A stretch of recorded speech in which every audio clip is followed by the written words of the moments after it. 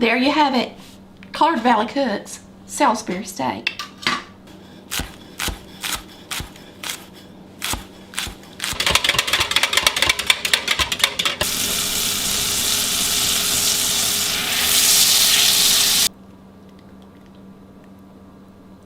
We're making a family favorite. This is a great dish to make during the holidays for your family.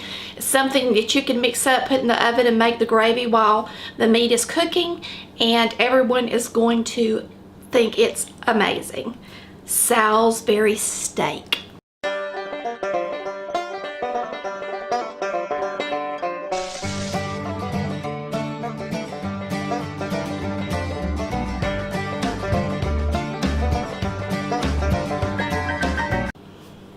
We're going to start off with 1.5 pounds of ground chuck.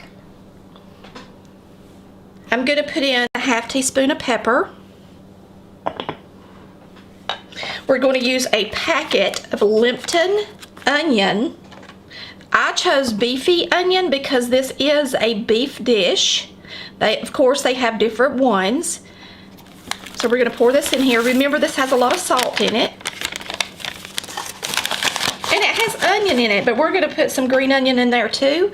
We're going to use 1 egg. This is an actual jumbo egg, so just make sure you at least use a large egg.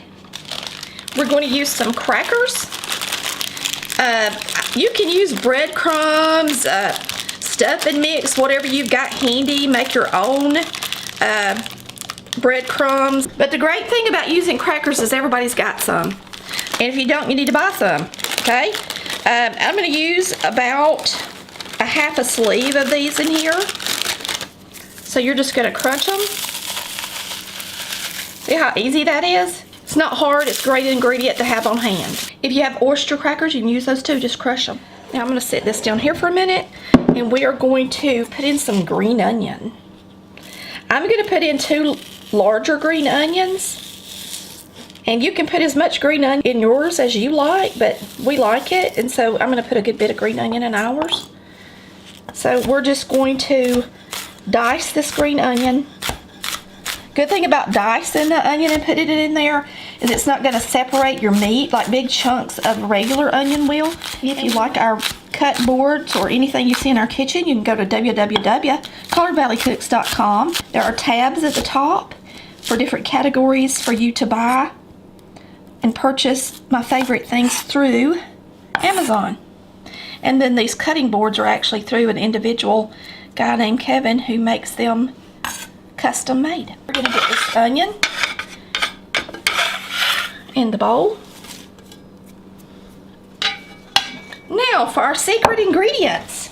Everybody should have these ingredients at home. I'm trying to make this simple so that it's not hard for you to make it. We're going to use some yellow mustard. We're going to use about 2 teaspoons. I'm going to use a couple of tablespoons of ketchup.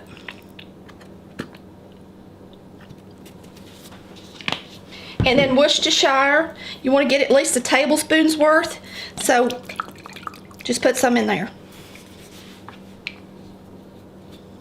Now it's time to mix it up.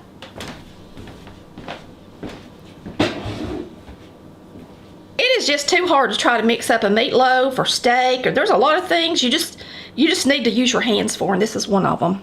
I was going to try to do it for those that hate me cooking with my hands, but let's do it like I would do it, like Mama would do it, like Granny would do it.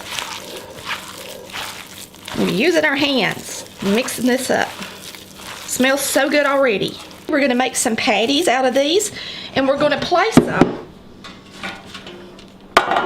on a pan so that we can cook them in the oven. Now, the good thing about using the oven to do these is because they have a lot of ingredients in them, especially ketchup and stuff like that, they'll tend to want to stick to the bottom and burn.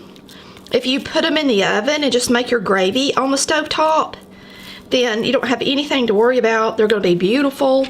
They're going to look good. All the grease is going to come out of them. They're just going to do great. But try to get them all about the same height in your pan. Now let me wash my hands and we'll get them in the oven.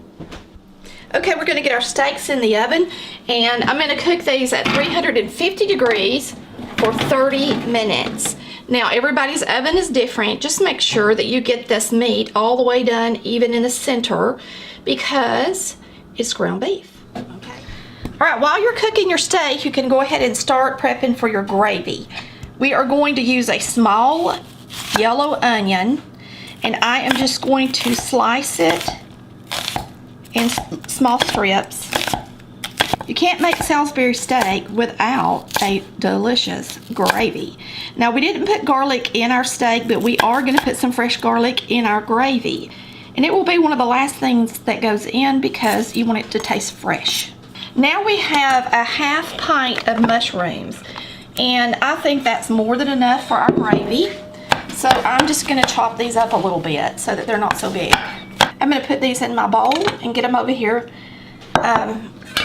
to the stove top so that when we make our gravy, they'll be handy. So there's our mushroom and our onion. And our garlic will go in last, okay? After our gravy is really made. All right, let's go over here. Now we can go ahead and preheat an iron skillet. Right now it's on a low temperature, preheating. And while we do that, we can go ahead and put a half stick of butter in our skillet and let that be melted.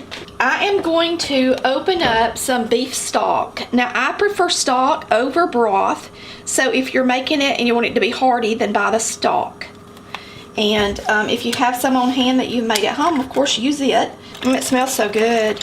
I say we use it all. This is a 32 ounce container of stock, so let's just use it all.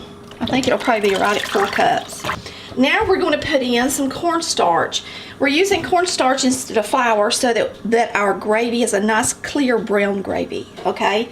If you use flour and milk, then it would be cloudy and creamy looking. That is not what we want.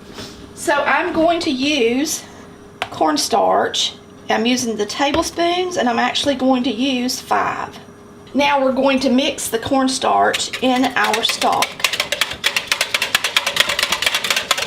Make sure you beat it good. You want to use a wire whisk and make sure that cornstarch gets down in there good so that you do not wind up with a lumpy gravy. Let's go ahead and put in some Worcestershire sauce while we're at it.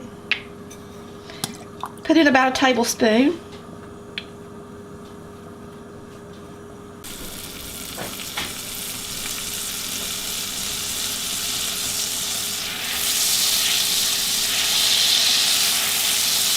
We're going to put in our mushrooms and onion. I'm going to go ahead and put in a little pepper, about a half a teaspoon.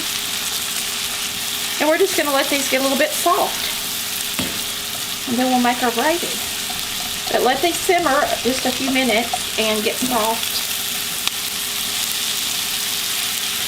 And continue to stir them so that since you got so much in the skillet, you want to make sure they rotate. Alright, that looks about right to me. You don't want to just cook it to death. You want, to be pretty in your gravy. Now I'm going to whisk. You can see that the cornstarch has kind of made its way down to the bottom of my stock. So we're just going to whisk it really well. And then we're going to pour it into the skillet. Now, using cornstarch will actually clear it up once it thickens, okay? Now, at this point is when I'm going to add my garlic. I did not want my garlic to sit on the bottom of the skillet and roast. I want it to taste fresh. You do the same thing with spaghetti sauce if you're smart, if you want the garlic flavor in there. So we're going to take a clove of garlic, we're going to put it through the press, and we are going to put it in our gravy.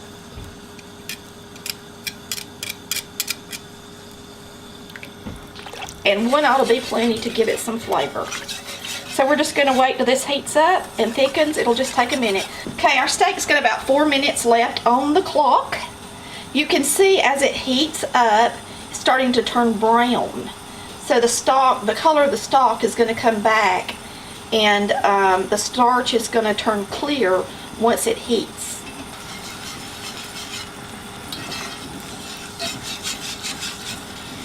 All right, so this is about perfect. So we're just going to turn it off and leave it sitting here until we pour it over our steak. All right, we're going to take these out of here. Good thing about doing them in the oven is you can do something else in the kitchen while they cook. They smell good. All right, we're going to put these right here, and we're going to make a plate. All right, we're going to use this steak. We're going to put it on our plate. All right, we're going to put our gravy over the top.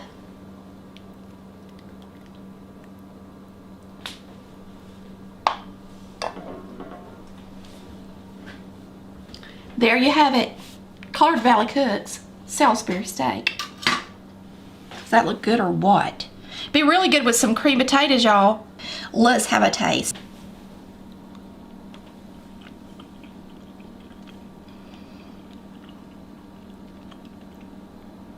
That's some good eats. Gravy myself because the meat is so salty and flavorful. I would make the gravy just like I did. Your family's gonna love you when you make them this dish, I promise. It is so good. Make some cream potatoes and peas or green beans to go with it. Wow, how delicious is that?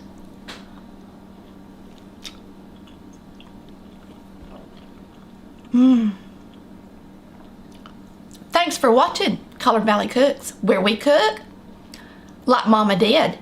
And I gave you simple ingredients to make this outstanding dish too.